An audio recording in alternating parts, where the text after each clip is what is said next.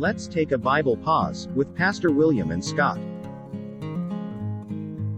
We learned a couple lessons ago that Christians are in Christ, but Christians are also, if we're living, we're also in the world. So how do we reconcile those two things? Well, just with the realization that being in Christ has not eliminated the sinful aspects of my being in existence. As long as I'm in this flesh, Paul says, in me, that is in my flesh, there's no good thing. The flesh is contrary to God. The natural man does not receive the things of the Spirit of God. So it's just a reminder that yes, I am saved. I am in Christ, but I'm also in a world that is totally opposed to Christ, right, and is always beckoning the flesh to come in that direction. And that's the concept. That's the temptation that we face. We're in a world that we're constantly bombarded with these things. Right. Whether we look at our phones, whether we turn on the television, whatever it is. And let's pause just a minute, because many people would think, well, we're talking about, again, sexual images and explicit images of that nature. Well, certainly we're pounded with that all the time. There's no question about it. But we're also pounded by politicians who are bold-faced lying to us. Right. They're just looking us in the eye and telling us what we know is complete falsehood. And that stirs up anger.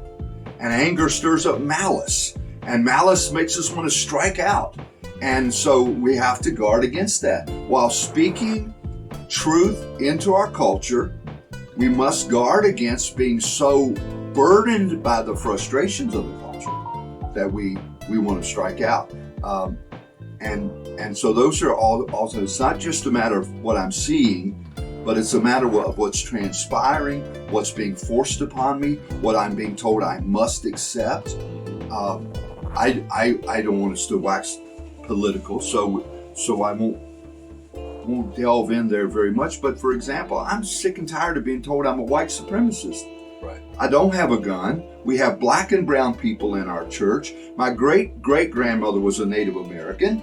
I don't have a Trump flag in my yard, but I'm called a white supremacist by our president. Now that makes me angry. Right. And I want to strike out.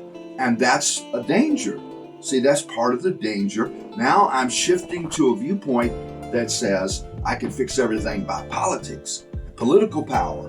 And the next thing you know, I fall into the same rut, and I'm telling the same lies that they're telling me, I'm now telling to others to get them out of power. You see how insidious it is, and pernicious. We must be aware that all of our life is being assaulted, not just a particular aspect of all of my life, because I live in a broken, fallen world. I've said this in the past. Politics is dirty business. It's always been a dirty business. It's the dirtiest business on the planet.